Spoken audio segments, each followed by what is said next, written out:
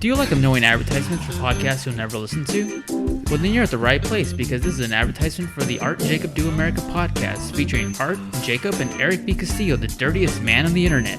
Hello, do you want to hear two and a half Mexicans talk about subjects that they have absolutely no authority over? Well then, you're in for a treat. Please make sure you listen to our episodes every Sunday night, available on iTunes, Google Play, iHeart, TuneIn, or wherever the fuck you get your podcast from. Art and Jacob Do America. Fuck yeah!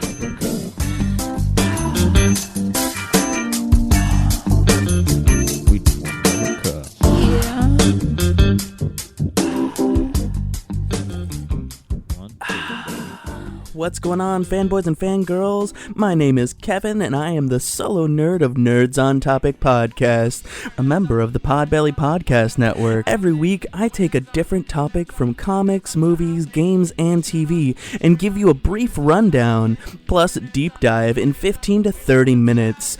I've covered characters such as Adam Strange and Donna Troy, to covering topics like the making of Banjo-Kazooie and the story of Blaze Blue. That one is a little difficult. But, of course, we always have some nerdy fun along the way with my GSTTD, so why not stop on by and see what we've got going on over at Nerds on Topic. And I hope to see you there. Proud members of the Podbelly Podcast Network. You have to be the hero of your own story, and you can do that. I know you're tired. I know you're hurting. I wish I could say something that was classy and inspirational. You can do it! But that just wouldn't be our style. Welcome to Project Reclamation, where you rebuild, re-energize, and reclaim your life.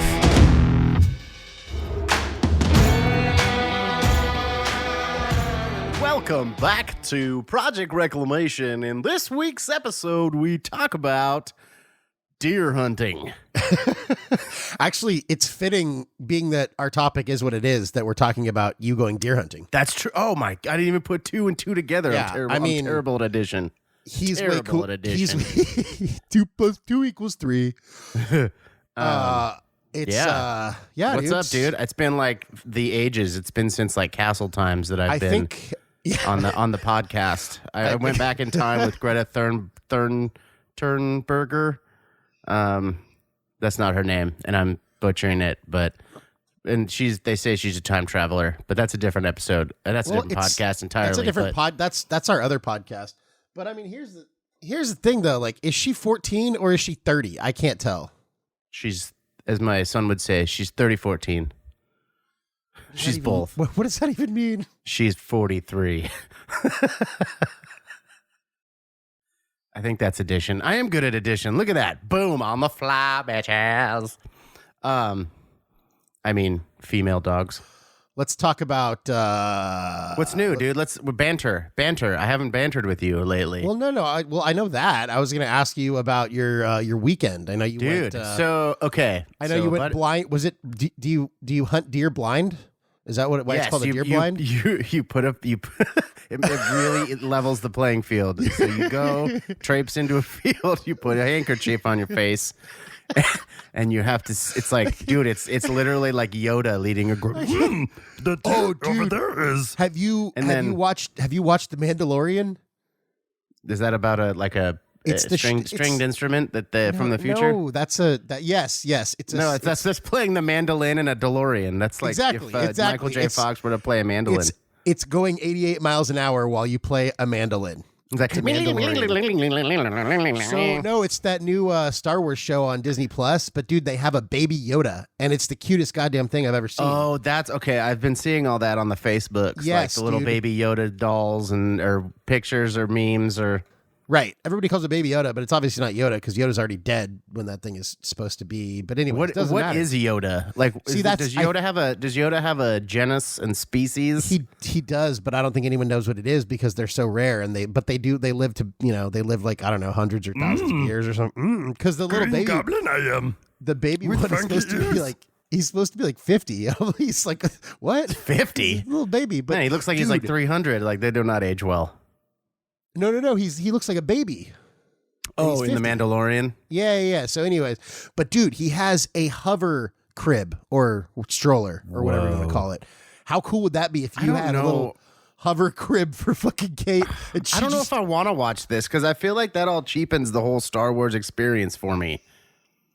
I don't know. I know there's hardcore fans. I know it's very entertaining. I'm so stuck in my ways. I'm a very old man now.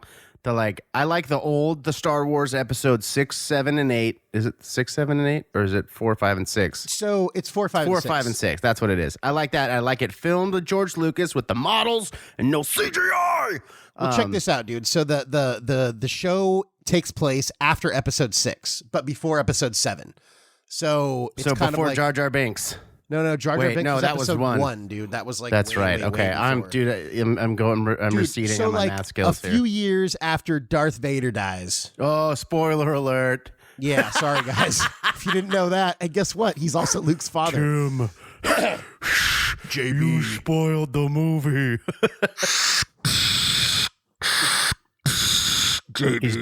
He's deflating. James Earl Jones just didn't roll over at his grave because he's not dead yet. I know. He rolled over in his chair.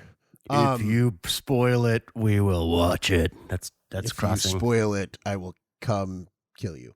I don't know.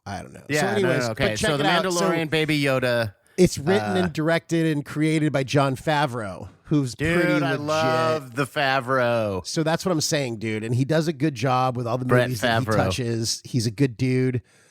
And I would say they, as far as like the looks of everything, the characters, like the use of CG, they do a pretty good job of keeping it true to kind of your OG Star Wars. So you might actually like it. That's cool. Yeah. So my weekend, I went hunting. I've been hunting before, but up until this point, I was sponsored by PETA. I did not actually harvest anything, and by harvest I mean kill. Euthanize, and by euthanize I mean kill. Euthanasia, like the little little kids in Asia. That's right. I paid the deer 2 cents an hour to eat grass and produce fecal matter. I don't know. So yeah, I went hunting for the first time. I've been hunting. I actually harvested something for the first time, and I field dressed it in the field with a knife, and I wore its body like a jacket. I'm just kidding. That's not funny. But yeah, Did you take some of the blood and like use it like war paint? No. It was weird. It was. I'm being in all seriousness now. You know, like we have the advantage as human beings, obviously, especially in the situation that I was in. It was on a piece of property that, you know, my buddy had sort of prepared. Nothing illegal, but you know, you do food plots and stuff like that, and they come around, and it's during the rut, so they're all, you know, the bucks are all running around going, "I won't get laid." They say that. It's really weird. That is weird. I didn't know deer could talk. Yeah, you know. So you know, you sit there and you kind of wait for them to come, and the one I shot was at like 170 yards with a rifle. It's a pretty far shot, isn't it? Yeah, it's pretty decent. You know, it's you know, people anywhere between, you know, 103 or 400, I think is I mean, 400 is pushing it, but people will shoot up to, you know, there's responsible hunting too, and if it's too far away, you hit the better chance of just hurting the animal, which you don't want to do. No, you know, no. In the interest of conservation, and you know, this is a deer population, and it's legal to hunt certain sexes and numbers during the season, you know, and you're only right. Hunting during the season. So you don't want to hurt the animal, because that's just not responsible hunting. It's not ethical. So this was a shot that I knew I could take. I dropped it instantly. Went over there, and I had full intentions of going bow hunting, but I didn't purchase the bow license, so I had a rifle and shot that, and it was a very interesting experience once you do it, because you know, you're, like I was saying, you obviously have the advantage. You have opposable thumbs, you have a high-powered rifle, and you're stationary.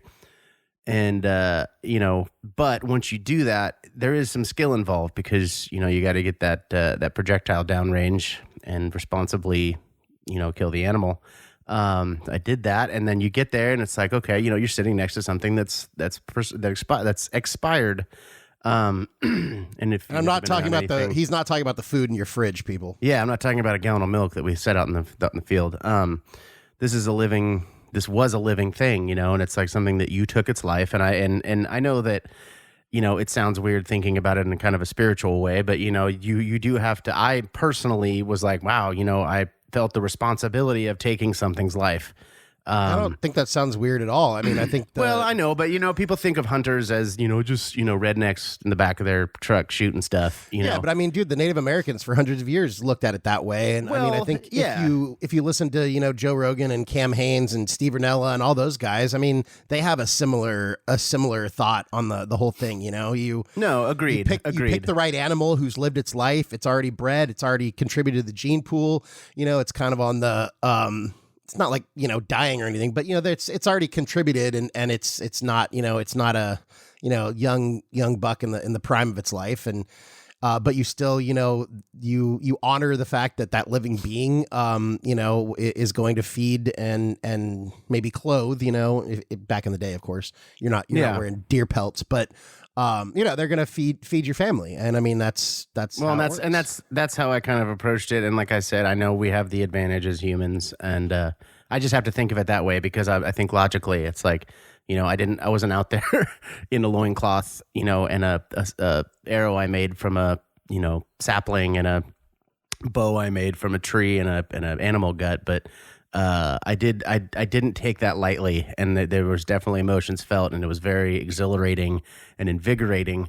And we call it harvesting because I took the meat to an FDA processor, and they're right in their process right now of turning it into food for my family. So, if anything, we go to the store and we buy meat that, however it was raised and manufactured and brought to us, whether it's ethical or not, you don't know. But we do take it for granted a lot of the times. You go, I need some ground beef or ground turkey. I go to the store and I buy, a couple pounds. It's like, okay, well, that's easy. Let's do it. We've talked about this before, doing other things creatively and really appreciating the process of, say, creating a podcast or a video or something like that until you can understand properly the process. You don't truly appreciate the consumption of it. So this really helped me understand and appreciate the whole food process. And if you choose to eat meat, this was an interesting, and I highly recommend, if you can, getting out there and doing some sort of hunting, ethically, responsibly, legally, because it's quite an invigorating, like I said, and thrilling and satisfying experience. And hunting's not a new thing, obviously. It's just I have newly I've gone out hunting before, and most of the time it was hungover because we were with a buddy, and we just sit there and shoot the breeze in the blind or wherever we're at, and we weren't really doing it seriously, but it turned the corner here. So it's like there was actually deer to hunt, and there was a large amount of them, and it was really interesting, and it kind of like I'm hooked. It was quite an experience, and I look forward to sending you some sausage or some. I'm excited. Some summer sausage or something from the deer that I harvested this last weekend. And it was a 5 point. It was pretty decent little buck. That's not bad at all. Yeah. Does that correlate to their age at all? I don't think it does. I mean, obviously, the older they get, the more their the bigger their racks will be. But I think I don't know. I have to be perfectly honest with you. I have no idea. It might. I don't know. I'll have to research, and that's another thing that you learn about ecology and stuff like that doing this. You're like, okay, well, it's they call it a fork buck. It's a young buck. It's just like, it looks like two forks coming out of his head, or and there's certain breeds and stuff like that. You have to be able to see that the antlers are in a certain spot because that's what makes them legal. In certain breeds and certain locations and stuff like that. So it's definitely, there's a skill set to be learned, and field dressing a deer is not for the squeamish. I can imagine it's not. It's if you are so inclined and you want to know, just go YouTube field dressing a deer, and basically it starts out by the deer has expired. You have it in a spot where you can do this. You take a very sharp knife and you you start by cutting out the anus of the deer, so that so you're cutting around the deer's anus, and then you split it up over the pelvis. It's basically the deer's on his back with its legs open.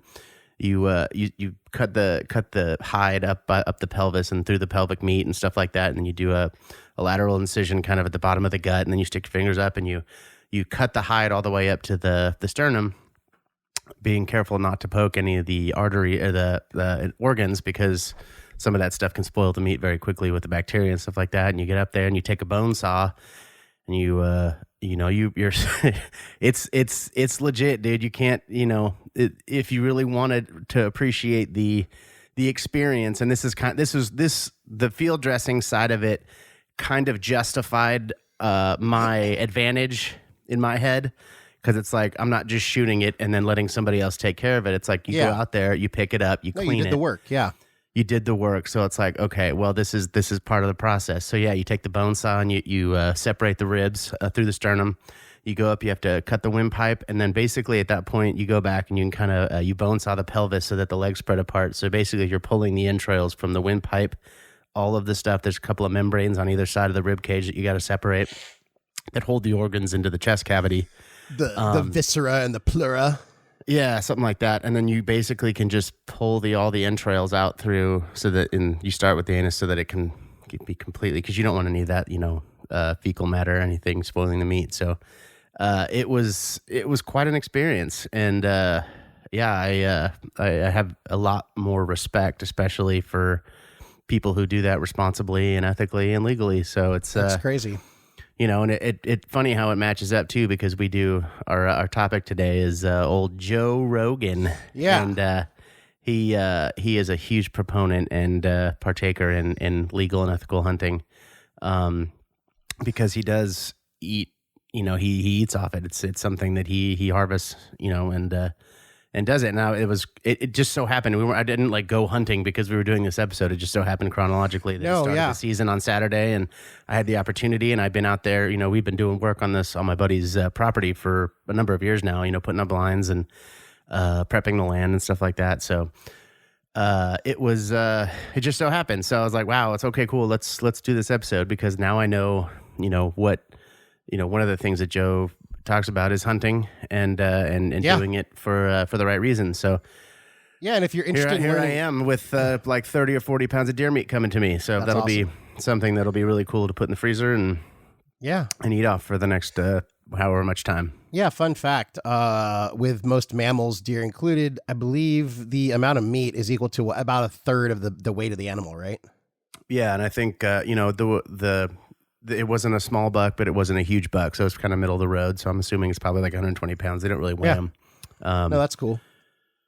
Yeah. So yeah, and if you're interested in learning more about hunting and kind of the ethical side of it, and if you're interested in hearing people who actually do know what they're doing and they're not just hillbillies, go listen to any of Joe Rogan's episodes with Cam Haines or Steve Rinella, and there's a number of other guys too on there that he has. Steve Rinella has a really good show called Meat Eater. It's great. I think he's got seasons 5 through 8 on Netflix right now. You can find it pretty much wherever you can just Google it and see where it's coming up. Now, that's really entertaining, and he really kind of breaks it down. He does feed his family with this meat. This is what he depends on. And he does it.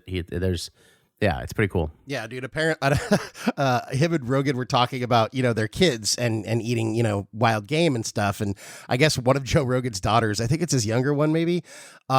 She loves to tell her friends that her favorite food is bear meat, just because it freaks them out. Freaks them out, yeah. Yeah, but although I have heard bear's delicious, I've never had it. Yeah, I haven't either. That's like hunting level way past where I'm at right now, so maybe someday I'll get there, but I don't know. It's interesting because you don't eat too many. I guess they're omnivores like we are, but most things that we eat are herbivores. So yeah. But I guess bears, I think they're maybe during salmon season they eat a lot of salmon if they live in salmon areas. But I mean, I it depends on the kind of bear you're hunting too. Yeah, like I don't think you're eating a grizzly bear because they're like I think like it's taking down elk and shit. I think it's black bears that you eat. brown bear and black bear. Yeah, the brown ones are the big ones. The black ones are the little ones. That's all right. So we wanted to cover Rogan. We haven't done a kind of biography or covered an actual person in a while, so we wanted to do that. There's a couple people I have in mind. Rogan's someone who we talk a lot about all the time. So yeah, if you've been living under a hole for the past, however long, and you don't know who Joe Rogan is, then that's kind of who we're aiming at here. Yeah. It's like, well, and then maybe you've heard his name, but maybe you don't know his story. And he doesn't. He talks about himself, but he doesn't really. It's kind of interesting to hear kind of our take on what we've researched. Yeah, about and stuff like that, my first stop on any of this research is usually just Wikipedia to get the basics.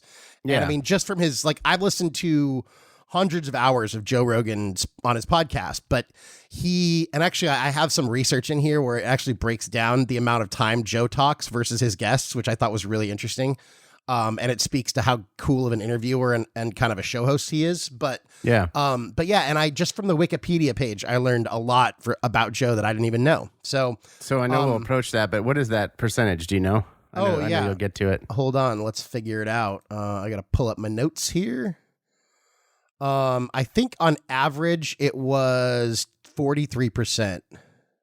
Yeah, so he's letting the other person talk quite a bit. So which is if you ever listen to his episodes, you'll definitely see that, and I think that's what people are drawn to because he's not just leading the conversation. He's doing a good interview, but no, for sure. But yeah, it was interesting, and then with comedians, so then they broke it down by what the people's deal is. So with comedians, he talks 60%, and then I think the scientist, the people who are classified as scientists, they talk. On those episodes, he talks 30%.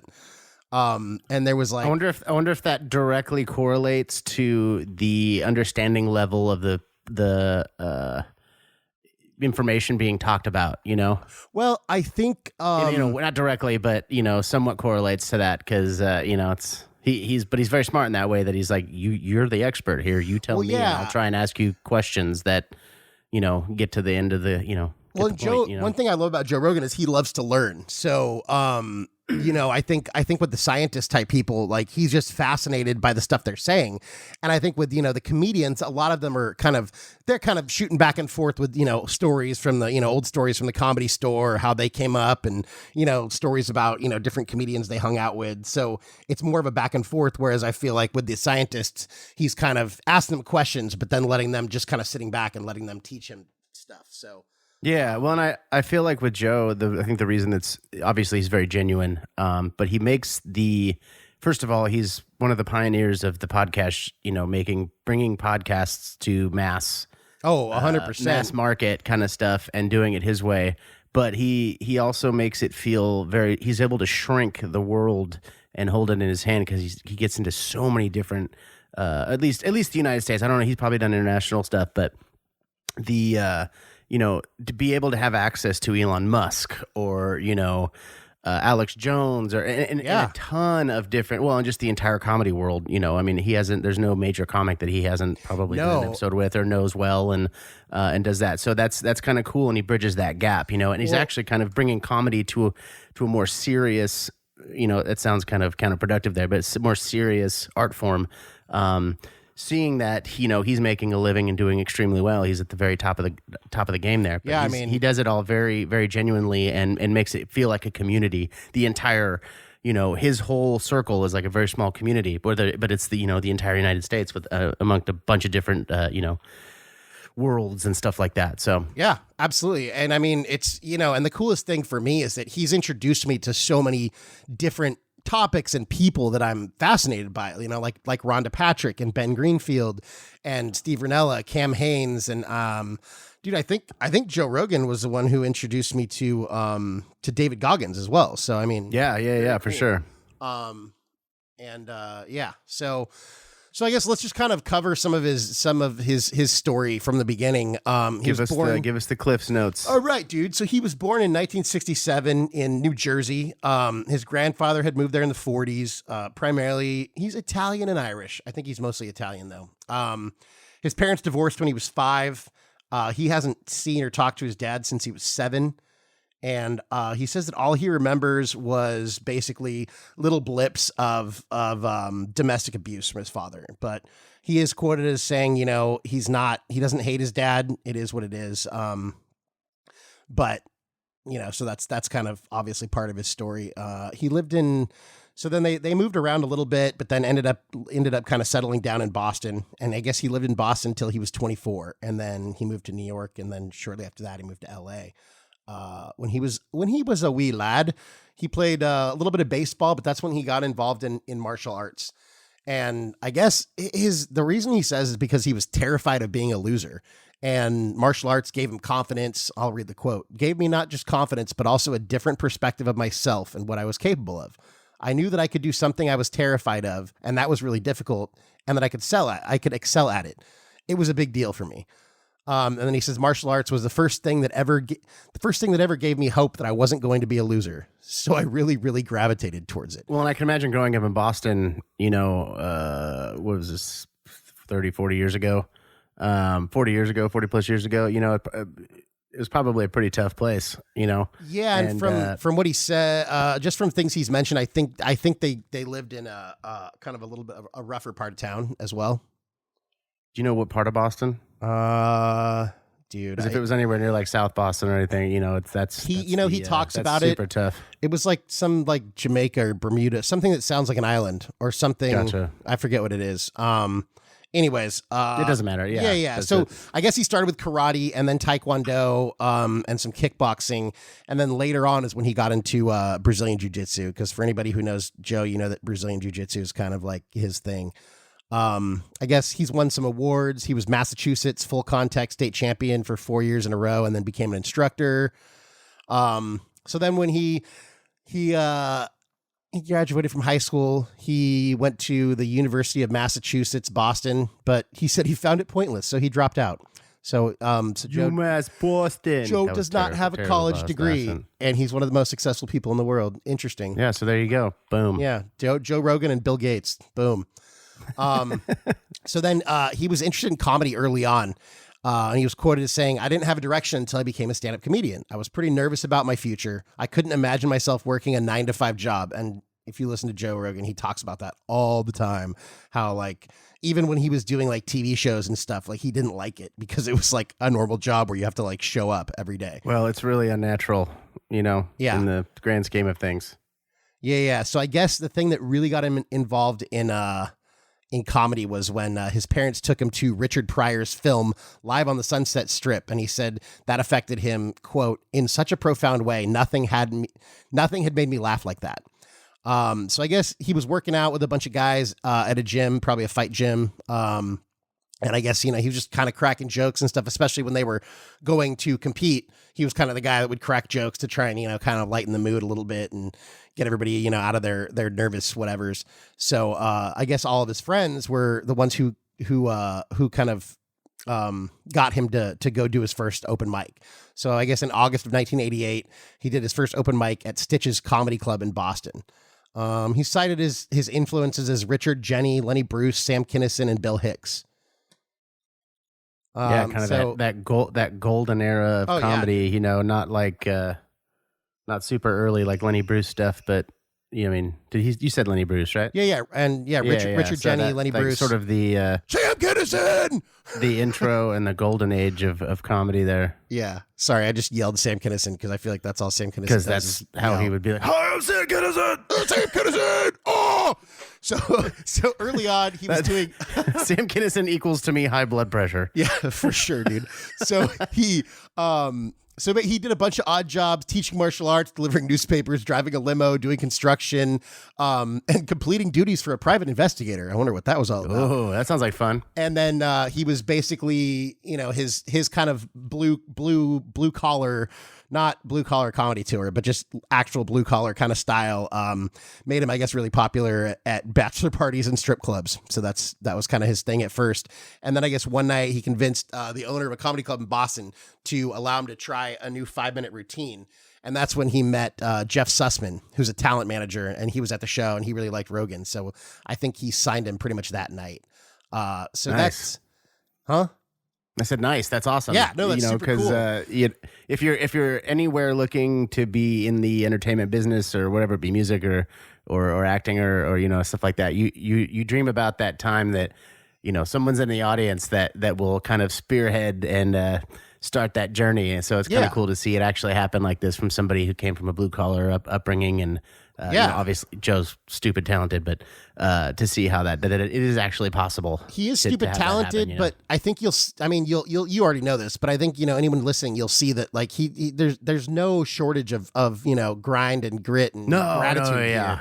And even if you listen to some of, even just listening to his podcast, if you listen to some of his episodes from like 10 years ago when he started it and now, or even a few years ago, like you see the growth in the guy, which is so freaking cool because I feel like he's become so much more of an open person, open to learning new things, and someone who's one of the most popular people in the world. I mean, he has, I think, the most, if not the most, one of the most popular podcasts in the world. I mean, he reaches like 30 million people a month or something like that. Something crazy. That's insane. Well, and somebody who becomes a master, the master is always a student, and you kind of see that with him. Absolutely. He's always trying to learn new things. And that's actually a really good role model and example to set for people. It's like, you see somebody at the top, but they're like that. You know what? There's always something to learn. And whatever you're interested in. So, well, and I mean, he's done so much for so many different comedians, just by bringing them out with him. I mean, you look at Andrew Santino and Tony Hinchcliffe and all these guys that he kind of brought up. I mean, it's super cool. And he gives, the platform he gives on his podcast, gives so many people the opportunity to teach other people, and it gives us the opportunity to learn from these people, which is so cool. No, for sure. I've heard people joke, it's like, I don't have to go to college. I listen to the Joe Rogan podcast, every episode is like a really good survey course in whatever, not even just a survey course. Some are deep dives, but every episode is like, the 101 of that, topic. If you were to take a class on it. So it's like, it's a joke, but it makes perfect sense. And I think that's why people like it so much, because it's like, it's entertaining, but it's also extremely educational in whatever they're talking about, So that's kind of part of the allure. Yeah. So he signed with Sussman. And then he was kind of just, doing gigs, but he said he was kind of scratching and clawing to, kind of get by so that he could do his comedy stuff. In 94, he moved to LA, where he got his first national TV spot on MTV called the Half Hour Comedy Hour. What the fuck? That doesn't make any sense, dude. I want more blankets and less blankets. I want to listen to half of the comedy hour. Half hour comedy hour. Maybe they were trying to be funny. Maybe, but they failed. So anyways, then he got offered gig to host a dopey game show for $500, and he declined, but that prompted Sussman to send out tapes of Rogan's performances to a bunch of different networks, and that started a bidding war. So after a period of negotiation, Rogan accepted a development deal with the Disney network. Now, development deals were big back then. I don't think they are anymore, because I know like Bert Kreischer got a development deal with I forget who. Anyways, well, I think development deals are lumped into like more aggressive deals, like 360 deals in entertainment, where if they're going to develop you, they're going to take part of, that's kind of an investment. Right, right. But then some of these idiots get a development deal and they get a bunch of money and then they think they're famous. Well, and a lot of that money that you get is billable. You have to give it back. It's an advance. Or they just own you, I would imagine. Well, they own you anyways. So his first major acting role was in 94. It was a 9-episode sitcom on Fox called Hardball. He was a young, egocentric star player on a professional baseball team. He called the hiring process weird, as the network, this is funny, the network had no idea if he could actually act. So I guess the president of Disney at the time, I guess his name was Dean Valentine, he asked him if he could act, and Joe replied, "If you can lie, you can act. If you can lie to crazy ex-girlfriends, you can act under pressure." So they hired him. So he says it was a great show on paper until a horrible executive producer with a big ego was hired by Fox to run the show, and he rewrote it, and then it got ruined. So after that, that's when he started, in 95, he started on the show News Radio. Some of you guys and gals may remember that. He starred as, I guess Ray Romano was supposed to play the part, and then Ray Romano got fired after the first day. So then they hired Joe Rogan, and then Joe Rogan worked with the writers to kind of rewrite the character. And basically, he started as an electrician and handyman, and he basically describes the character as a very dumbed down, censored version of himself. At the time, I think he kind of didn't really love it because, you know, he actually had to go to work 12 hours a day and like hang out with people instead of do his own thing, which is what he really wanted to do. And now he's doing that. But one of the things that really affected his life at this time was he befriended Phil Hartman, who was an amazing comedian. He was on that show as well. And him and his wife had some serious issues. And I guess he would kind of confide in Joe about, you know, his marital troubles. And Joe told him to leave her like 5 different times, but he said no because he had kids. He didn't want to, you know, mess that up. And then Phil Hartman's wife ended up murdering him a few years later. And that really, really hit Joe hard. So he took a break from stand-up for a while after that. But he does describe his time on news radio as a dream gig because it allowed him to earn money while he still had time to work on his stand-up, you know, here and there. After that, he worked on a pilot for a show called Overseas. You're going to hear a lot of stuff in here that it doesn't mean anything to me, so I don't know if they actually... Well, and that's kind of the point of this, is to sort of, you know, you don't hear a lot of this stuff, so you realize the journey. You see Joe Rogan at the top of the charts on the podcast and comedy and stuff like that. It's like, this has been a long, long road for him. So at this point, UFC had just started. So Joe got really interested in Brazilian Jiu-Jitsu in '94 after watching Royce Gracie. It's spelled with an R. Is it pronounced Royce Gracie or Hoyce Gracie? I think there's Royce and Hoyce, isn't there? There might be. I don't know. There's a lot of Gracies, and I don't understand any of their names. But they're like the grandfathers of Brazilian Jiu-Jitsu, basically. I don't think they didn't develop it, but they are the ones who basically brought it to the mainstream, I think. Well, yeah, they were in Brazil, right? That was why it's Brazilian Jiu-Jitsu. They were the yes. Because I mean, Jiu-Jitsu is a Japanese. It is, I think it's Japanese. Yeah. And then they added to it and I mean, Jiu-Jitsu is essentially, I mean, similar like judo, and I think it has a lot of judo roots to it. It's basically a style of fighting that allows you to basically take size out of the... It levels the playing field for people who are maybe like, for like a little guy to be able to, you know, take down a big guy. Yeah, it takes leverage and all that stuff. So anyways, watching Gracie fight at UFC 2 No Way Out really got Joe interested in that. And then 10 UFC specials later, UFC 12 Judgment Day in Alabama in '97 is when Joe started working for UFC. Then he ended up quitting because now at the time, you have to understand, UFC wasn't big like it is now, so they were playing in a lot of rural areas, and it sounds like Joe had to pay for his own travel. So he said the pay wasn't enough to pay for all the travel, so he had to quit. But then in 2001, it was taken over. Joe befriended the new president, Dana White, who I'm sure you guys have heard of, maybe not. Anyways, I think he's still the president of UFC, isn't he? He's something. Yeah, as far as I know. He's the face of UFC. I don't know who owns it. But anyways, he offered Joe a job to do commentating for UFC, and Joe said, "No, I just want to drink. I just want to watch the fights and drink with my friends." So finally, Dana convinced Joe to work for free, and he gave him and his friends like tickets to all the shows. And then after I think 15 of those events, Joe finally accepted his offer to get paid for what he was doing. So, Rogan won the Wrestling Observer Newsletter Award for Best Television Announcer twice and was named MMA Personality of the Year 4 times with the World MMA Awards. In '99, he secured a 3-album deal with Warner Brothers and went on to plan to star in his own primetime television sitcom on Fox named The Joe Rogan Show. Again, I don't even know if that one ever aired.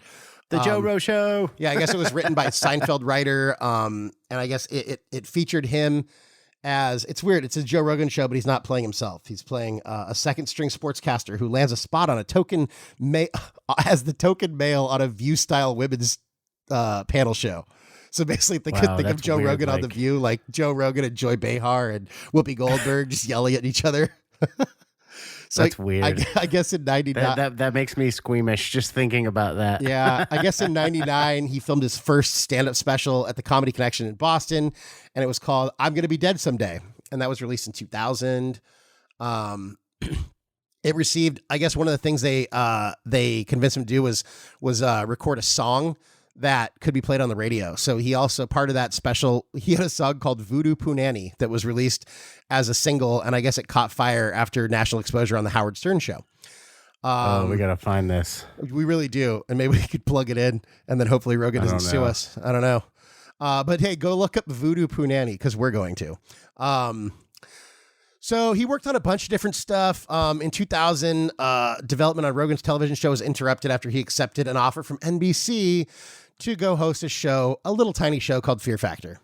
For those of you who don't know, Fear Factor was a show that Joe hosted where they made people do death-defying things and eat disgusting things for money. The show was ultimately canceled because they made the contestants drink donkey cum, and that was the final straw. Ooh, I didn't know that. That's disgusting. Oh yeah, even Joe said it was disgusting. Disgusting. Joe was like, originally he declined the job because he's like, there's no way you guys are going to be able to air this on television. But I guess Sussman got him to reconsider, and he did. So that ran for 6 seasons. And I mean, he talks about how he kind of hated doing it, but he loved the role because they paid him a bunch of money, and that allowed him to kind of start the empire that he has now. It was probably the best, like, what do they call it? The best thing to do if you didn't want to work full time. He was doing some fun stuff. Compromise is what the word I was looking for. If you had to work full time, doing stuff like that, where you're like kind of doing your commentating thing, you're making people do sick shit.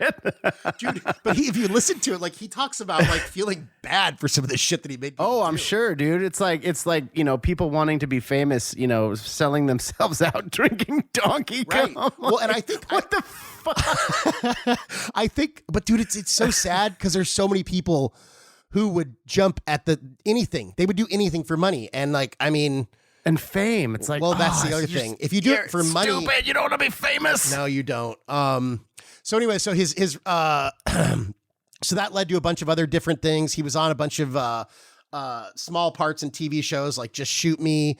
He was the MC for the 2002 blockbuster Hollywood Spectacular, A Christmas Parade in Hollywood. In 2003, which was, if you guys remember, The Man Show with Adam Carolla and Jimmy Kimmel. That was where those two guys got their. It wasn't their start, but that was where they kind of catapulted into the public eye. They both got fired, but they were making stupid fucking money at the end of that. But so they got fired or they quit because they couldn't come to an agreement. I can't remember. You have to, if you listen to the Adam Carolla on Joe Rogan, it's all there. He talks about it a lot. But so at that time. They wanted Adam Carolla's got a pretty successful podcast too, doesn't he? Oh yeah, and I think he was one of the first people to start it. I mean, I think what's his name from No Agenda? Oh yeah. Adam, not John C. DeVore. Adam Curry. There you go. Adam Curry. He's the one who started podcasting, period. But then, Joe Rogan and Adam Carolla, and there's a few other guys. These guys were all in. I think Kevin Smith got in real early too. Yeah. So those are the guys who kind of brought podcasting to the world.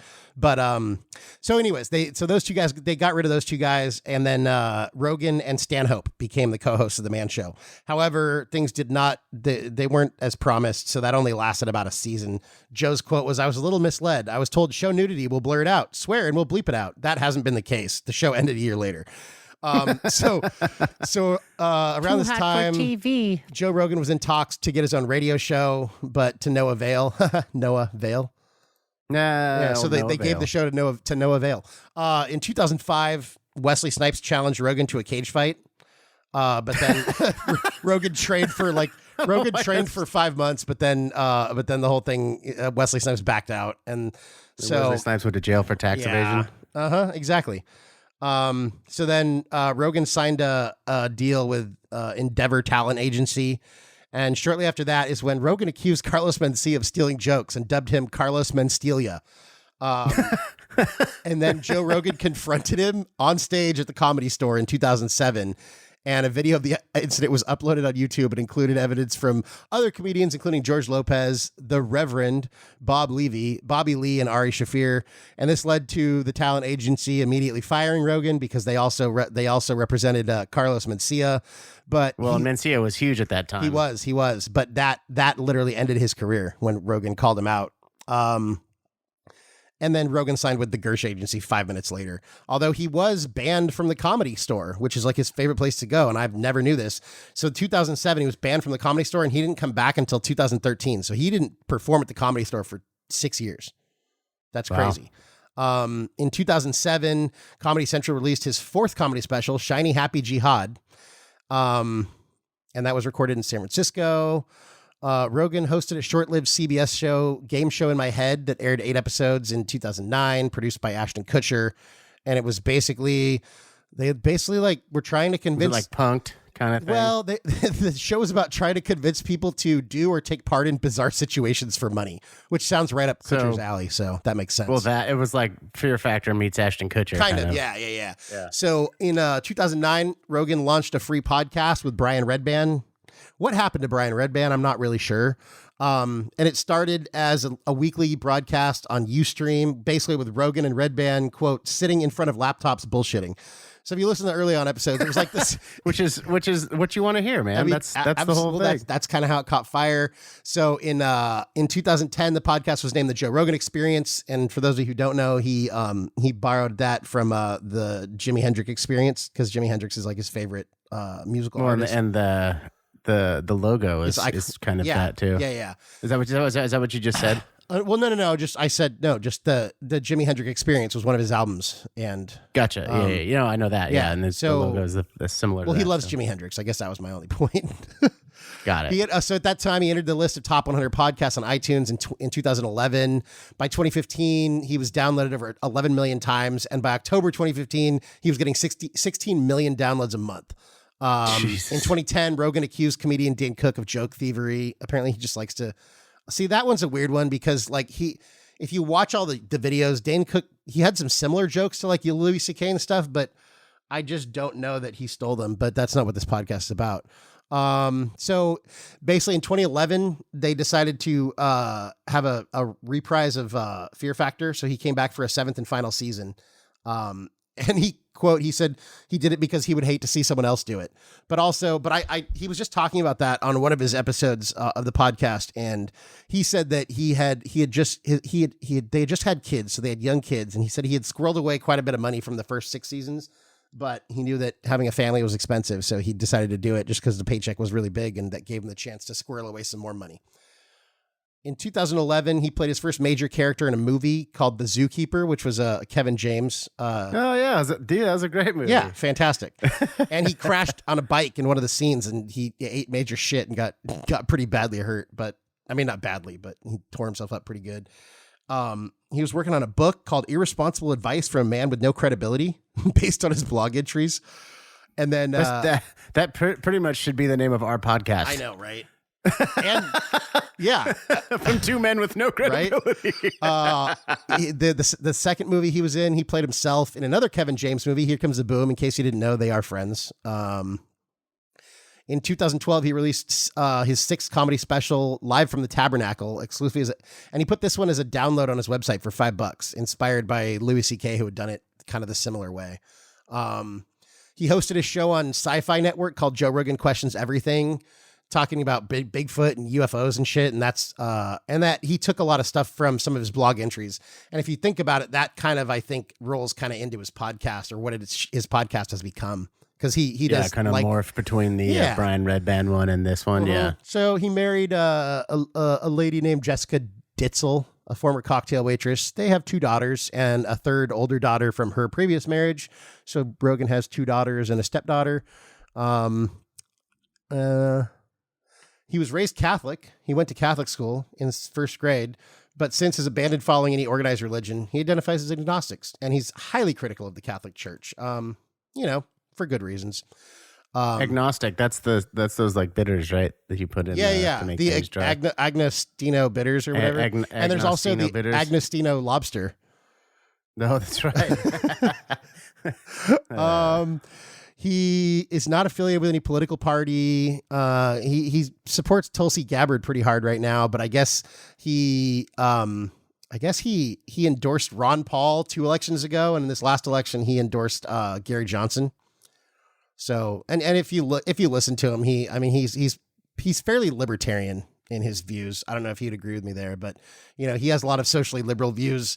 He might be a little bit more fiscally conservative, but obviously he's a huge Second Amendment guy. So I mean, that's pretty much it on that.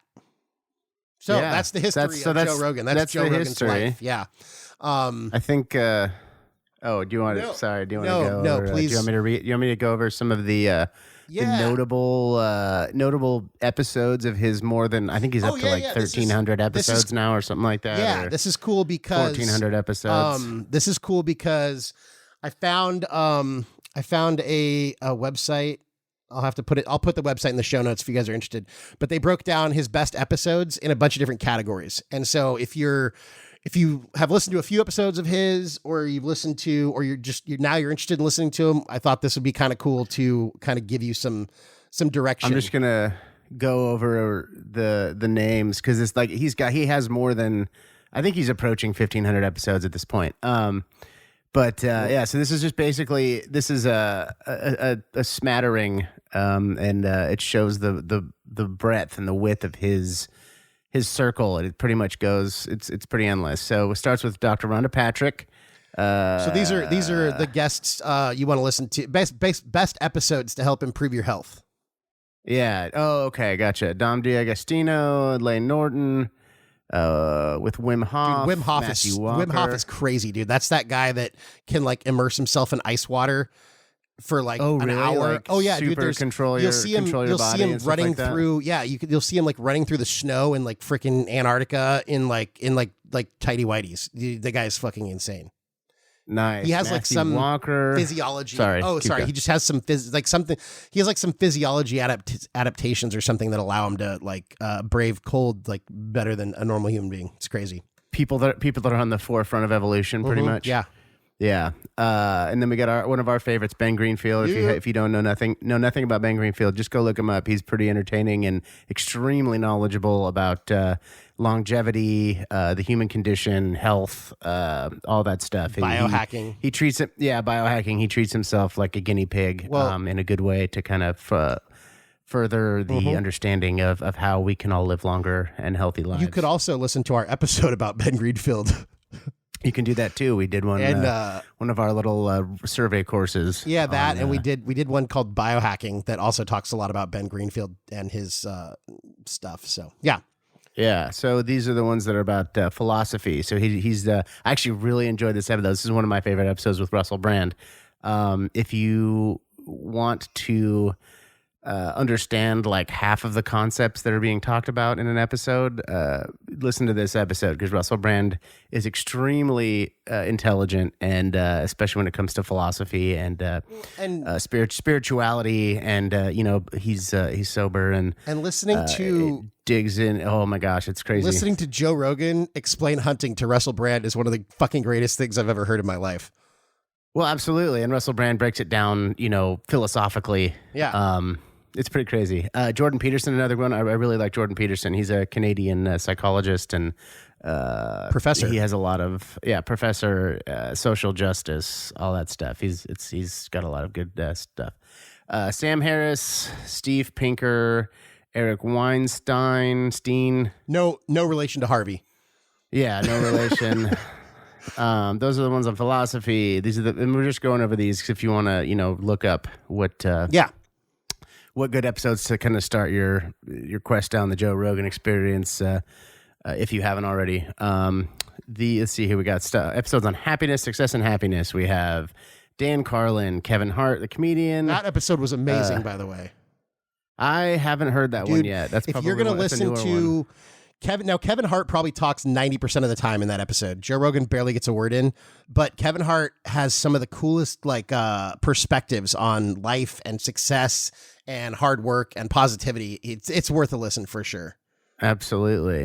Naval Ravikant. I have no idea who that is. None whatsoever. And then Dan Bilzerian. That's one I want to listen to now because I've heard that one. It's pretty interesting. Okay. Let's see. That one's apparently interesting because here's a guy with everything that every man thinks he wants. He's surrounded by hot women. He has millions and millions of dollars, huge houses everywhere, a private plane. And I guess in this episode, it uncovers pretty clearly that he's not exactly happy. Oh, He's and not I totally, fulfilled. I messed up this. So I messed up this list. Gary, those were not. Yeah, Gary Vaynerchuk would be the next one. Yeah, Gary Vaynerchuk, who is like, VaynerMedia, Mr. Social Media. Crush it, Mr. man. Crushing it. Yeah, if you don't, Gary Vaynerchuk came onto the scene with his book Crushing It, which basically describes, find something you like talking about that you can't stop talking about and then try to make some money at it and go that way. So, interesting, very interesting episode. Let's see, the episodes on psychology and mindset. We got Jocko Willink, which is one of Tim's absolute favorites. Love Jocko. Jocko's, is he ex-Marine? Is it Special Forces? Navy SEAL. Or is he a Marine? Navy SEAL, okay. David Goggins, who has like probably one of the most inspirational stories of anybody, just in general. He's an extreme. He's definitely an inspiring person. He's an extreme runner, and his journey up to that, going through Navy SEALs, Hell Week, and stuff like that. He was a Navy SEAL. He was an Army. Navy SEal, hasn't he Army done like Ranger, every single Special Forces, Air Force Special Forces, and if you want to know more about David Goggins, you can just literally Google it. You'll find a ton of stuff. He has really cool Instagram videos. He has a bunch of really cool YouTube videos. He's super motivational. Perseverance and mindset. Yeah, I would love to meet the positive guy. mindset. Oh, 100%. That's the guy right there. And you can listen to our episode about David Goggins. I'll put it in the show notes what episode it is because I don't remember off the top of my head. Yeah, George St. Pierre, who is a UFC fighter, probably one of the most world-renowned UFC fighters ever, with a record of 26-2-0, which is pretty unprecedented. Aubrey Marcus and Steve Pressfield. And Aubrey Marcus is the CEO of On It. Got it. Yeah. Okay, cool. Yeah, and on it, and again, Supplements. they sponsor Joe's podcast, but they do all kinds of Alpha Brain, health content, supplements, Shroom Tech, and all that stuff like that. It's kind of cool. Yeah. Elon Musk. Wait, that's not right. That's the end of that list. Let's see. These are science, politics, and history. We have Ben Shapiro, a very controversial, conservative. What would you call him? Pundit? He has a website and he does a lot of like news stuff. But it was he's very logic based. Kind of trying to break down the faux social justice thing. He's just very logical, and he comes off as neoconservative or whatever, which is stupid. Again, if you want to be an intelligent, educated person, you have to listen to both sides, whatever you want to do. And Ben Shapiro is very controversial to the I guess, quote unquote, left. Such a good episode, though, man. Oh, it's so good, and he's so well read and so intelligent. Well, and it literally can argue any point and do it well to where it's like. Sorry, sorry. I was just gonna say that he's him and Jordan Peterson both love to go speak at places and get in front of people who disagree they like to go with into them. the wolf's den. They love to go into the wolf's den. They like to go into the lion's den, and they usually come out with their head on. Oh. They break it down, and they're not trying to do it. Maliciously. No, not they at all. Just like, listen, you guys need to hear the other side too, because they go to the the extremely inflammatory and guys that are spouting rhetoric and stuff like that, and they're like, listen, some of this is ridiculous, So I don't know. That's interesting. Very Ben Shapiro. It's an interesting listen. Mo deGrasse Tyson. Neil deGrasse Tyson is one of those episodes. What are we going on 22 here? Lawrence Krauss. Let's see. Who is Lawrence Krauss? I don't know. In the age of question, pondering, members of every party, religious and atheistic, spent thousands of years wondering. I don't know. Lawrence lays out not only the evidence for a universe from nothing, but the specific theories for how it could come into being. It's a fascinating interview that leaves plenty of questions unanswered, but feels like a step in the direction of true scientific advancement. Obviously, one I need to listen to because that sounds very interesting. It does, yeah. Mm-hmm. Randall Carlson and Graham Hancock. A very good one was Elon Musk. He got Elon Musk on there. You got Elon Musk high as fuck, dude. That was kind of a controversial one because Elon Musk was burning up little devil's lettuce in that one. So hey, it's legal in California, and that's where they were, man. It is. Let's see here. Episodes on A Great Life. Alex Jones. That's really weird. That is a weird one. Dude, that's you know what? It's a fucking... I mean, I like Alex Jones. I just didn't think that would be under that category. It's a dumpster fire of an episode, but it's interesting. Oh, it's so good, dude. Alex Jones is all over the place. And it's after he and Joe had kind of a spat, a falling out, if you will, over whatever for years. it was. They didn't even talk for years. Yeah, because Joe kind of used to be more of a conspiratorial guy, and he's kind of become more down the middle, which is he kind of has to, I think, because he's so famous. I totally get it. But he still entertains the outlying theories and stuff of Alex Jones because that's what Joe does. Back to our stats on how much Joe talks. The Alex Jones episode 1255 was the longest episode. I think it was over 5 hours long, and Joe talked the least percentage he ever has on a show. Well, if you've listened to anything Alex Jones does, he's kind of a savant in a weird way. Putting babies in cows. Yeah, they're gay frogs and stuff, and it's entertaining to say the least. Here's the quote.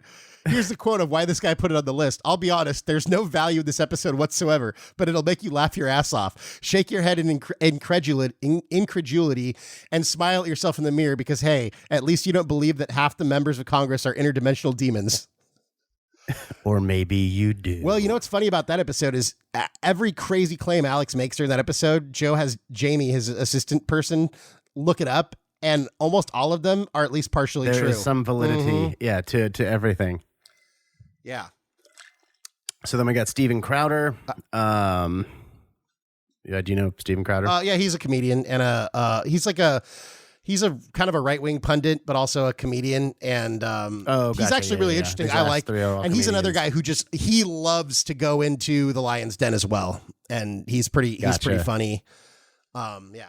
So I think these Make Your Life Better are just episodes that you'll enjoy and they'll make you laugh. Yeah. Well, and then you got Theo Von and Bill Burr. I fucking love Theo Von, dude. Yo, bro, what's up, bro? What's up, bro? Theo Von's funny, and Bill Burr is Bill Burr is obviously a well-known comic, but he started All Things Comedy, didn't he? That is correct. Comedy podcast network, with a lot of really good.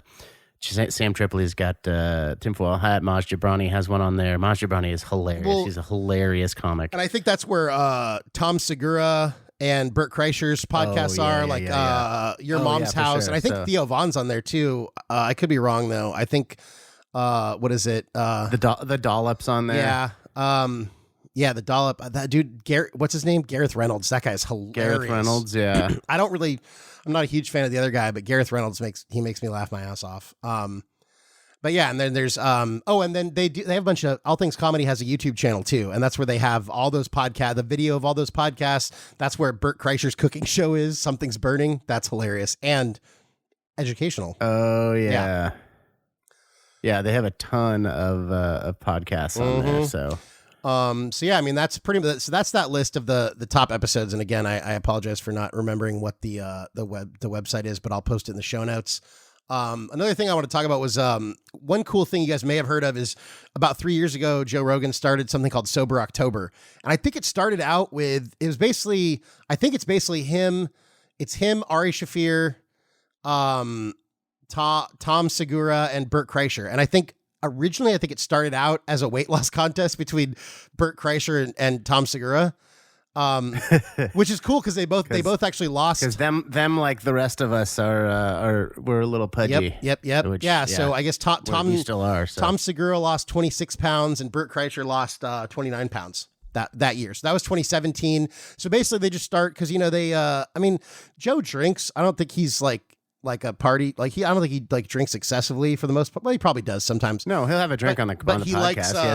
But he loves the weed. So so that and Ari Shaffir loves everything he can put in his body, and Bert Kreischer just loves to drink, and he may be an alcoholic at times. But And I don't. Bert Kreischer was who they modeled the Van Wilder. Oh, yeah, after, yeah. So Well, you can only imagine. He's probably my. That's a whole different episode. Bert We'll probably do Kreischer one is on Bert probably Kreischer my 'cause favorite comedian. Tim and I both have man crushes Period. on Bert Kreischer. I 'cause love he's that flipping guy. hilarious. I've watched every episode of Something's Burning. He's actually a good cook. I mean, the show has a very as far as the process, he's hilarious.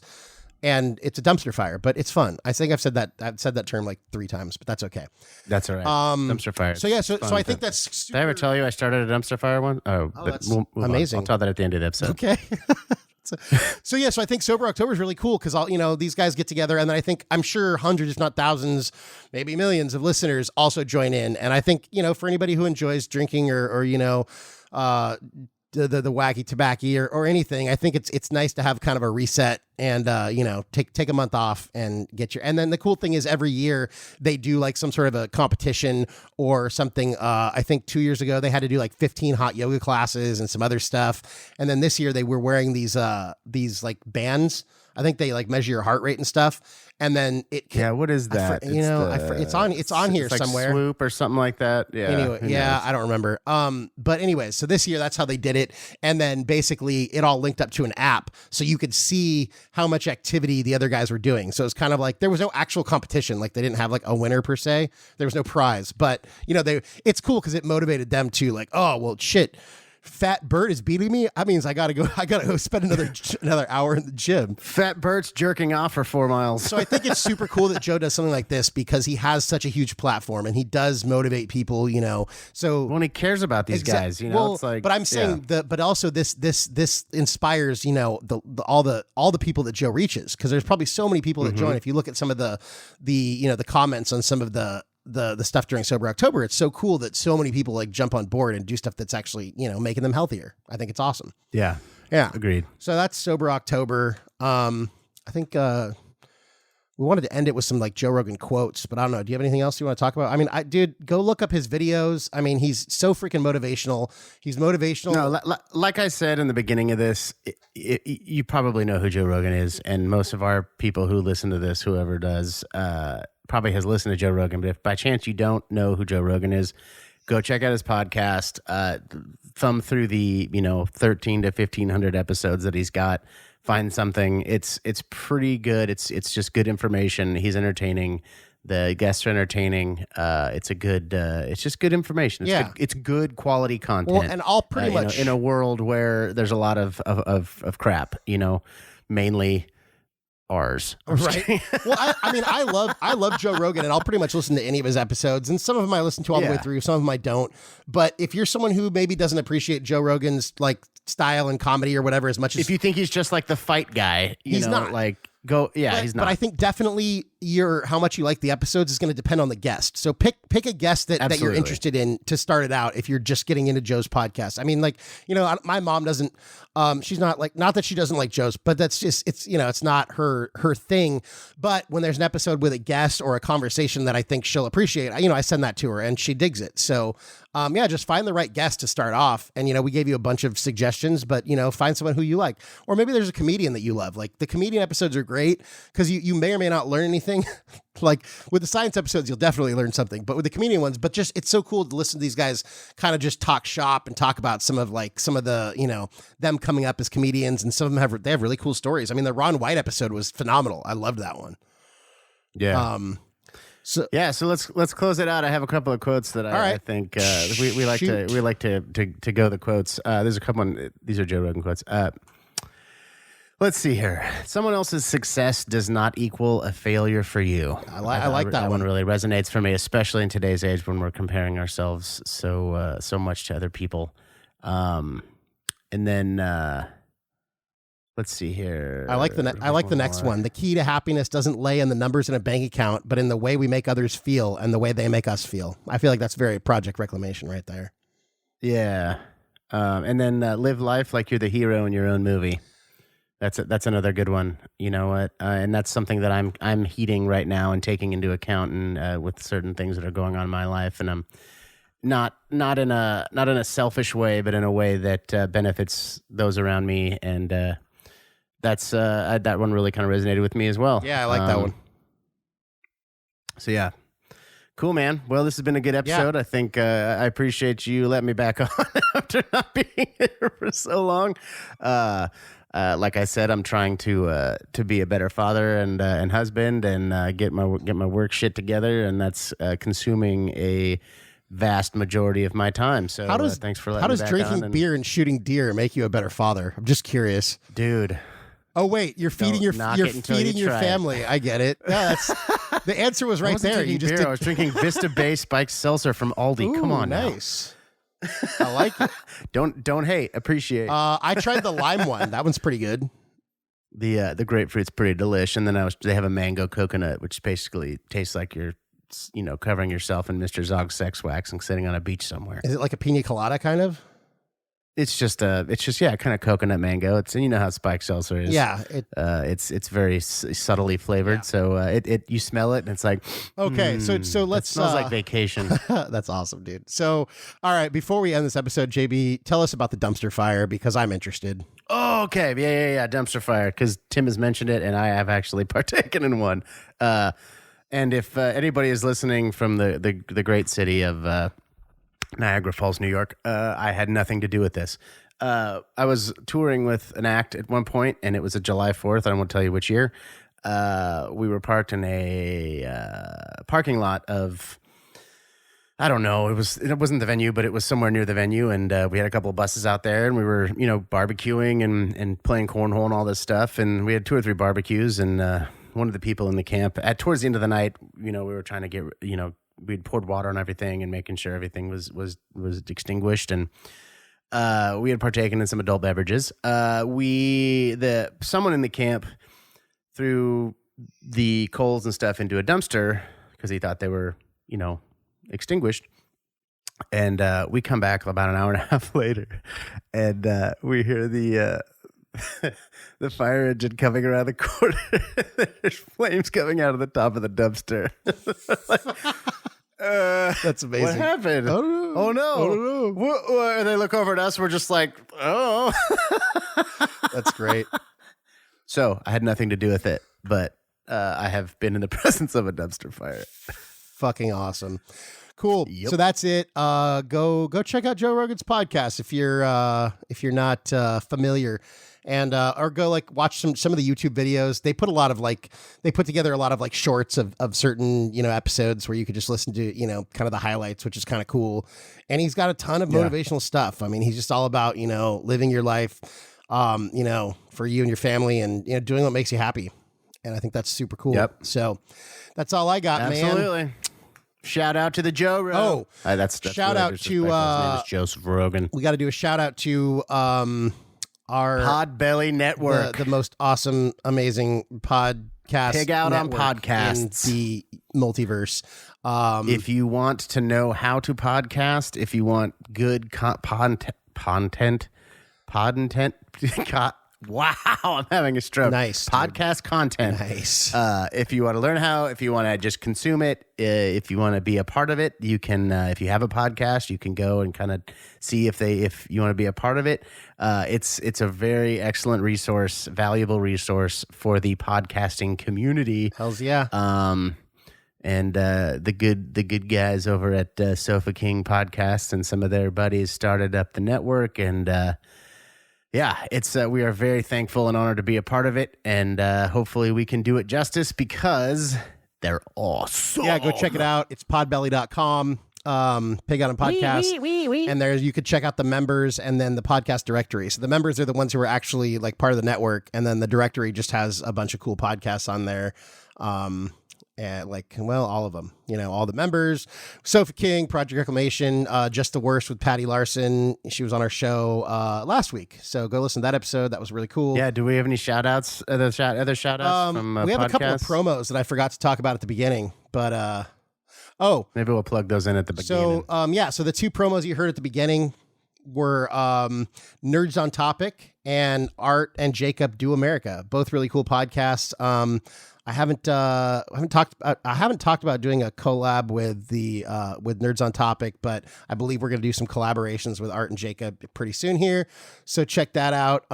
Hit us up, projectxreclamation@gmail.com, or just go to our website, projectreclamationpodcast.com, and everything's there. You can listen to our episodes. You can follow us on social media. You can hit us up. You can join our email list, and that might lead to some prizes. I don't know. So I don't know. We're not quite that far along yet. No, we are. I have prizes. Oh, are we? Whoa, what are the I prizes? don't know. We have like some stickers and stuff. But hey, I can give you some of my pocket lint. okay, cool. You too could win, and you get pocket lint, and you get pocket lint. I'm gonna start sending out my dryer lint, and you can use it to start to dip it in paraffin and have That's a emergency. That's a fire starter, dude. I know. That's what I'm saying. Like you basically you stick a bunch of lint into a old spent toilet paper tube, and there's a fire starter in an emergency. You know, it's another way to do it is you take an old the bottom of an egg carton, so it has all the little divots, and you put dryer lint in all the little holes, and then you dump paraffin on it so it hardens up, and then you can break those apart so you have a bunch of little individual fire starters. Yep, there you go. Paraffin. It's freaking awesome. A pair of fins. Pair of fins, so you can go snorkeling. That's what you use for scuba diving. Yes. All right. Cool, man. So that's it. Thank y'all. Good talking. Hey, you guys out there, have a great day, and hope you had a great Thanksgiving. Oh, yeah. That's right. Thanksgiving. And please give thanks, and just, not like, just think about what you're thankful for. It's a good time of year. Hope you're with family. If not, I hope you're thinking about family and you have family to think about. Gratitude. If not, then think about us and we will think about you. Aw, sappy. That's right. All right, y'all. Have a good one, as JB would say. Oh, wait. JB can just say it. Wait. Hey, have a good one. Be there good. You go. All right. Thanks, y'all. Peace out. Bye. Bye. So what I believe you were trying to say is thank you.